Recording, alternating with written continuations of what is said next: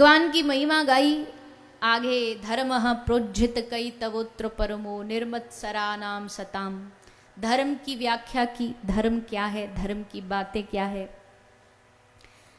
धर्म की बातें बहुत लोग करते हैं पर धर्म को निभाना आसान नहीं होता। धर्म धार्यति इति धर्मः, हमें जो धारण करके रखता है, हमें जो संभाल करके रखता है उसको धर्म कहते हैं। और जिसके जीवन में धर्म होगा उसके जीवन में भगवान होंगे। इसलिए आज के युग के हिसाब से तो बहुत आवश्यकता है हर व्यक्ति के जीवन में धर्म हो। धर्म हो मतलब भगवान हो। तो धर्म के बारे में बताया, फिर कहा निगम कल्प तरोर गलितम फलम शुक मुखाद अमृत द्रव्य संयुतम पिबद भागवतम रसमालयम मुहुरहो रसिका भुवि भावका। श्रीमद् भागवत ये बड़ा ही सुंदर फल है, रसमय फल है, इसलिए रसमालयम, इस फल का, इस रस का, पिबद भागवतम रसमालयम, इस रस को जो जो पिएगा उसका जीवन आनंद से भर जाएगा। इसलिए जब जब भगवान की कथा सुनने को कान में प्राप्त हो जाए तो वो मौका, वो अवसर चूकना नहीं चाहिए, भले कहीं से भी प्राप्त हो। हाँ, थोड़ा सा ये जरूर ध्यान रखें, आजकल मैं सबकी बोल रही हूँ, केवल अपनी नहीं।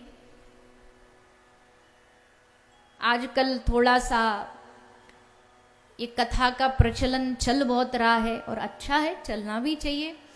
पर जहां जिस जगह आपको लगता है कि आपकी जो अनन्य भक्ति है उसमें अगर कोई ठेस पहुंच रही है तो उस स्थान को प्रणाम करके उठ करके चला जाना चाहिए।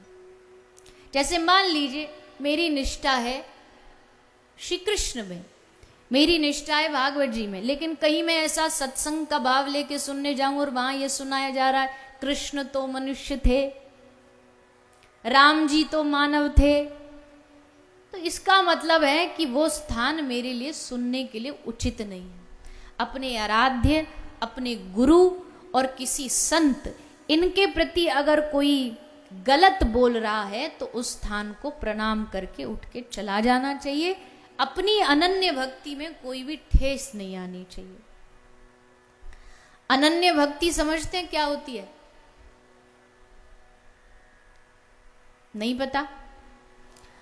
अनन्य मतलब न अन्य, कोई दूसरा नहीं, उसको कहते अनन्य। कोई दूसरा नहीं मतलब अपने इष्ट के अलावा कोई दूसरा नहीं। होंगे दुनिया में हमारे इष्ट से बड़ा कोई और भी शक्तिशाली, लेकिन हमारे मन में जो है, हमारे मन में जो आराध्य है, उनके आगे फिर दूसरा कोई नहीं होना चाहिए। जो मन में एक बार बिठा लिए फिर उनके प्रति संपूर्ण जीवन, फिर वहां भटकाव नहीं होना चाहिए। लोग भटकते बहुत हैं आजकल, उनको लगता है वो भक्ति कर रहे हैं पर असल में वो भक्ति नहीं होती।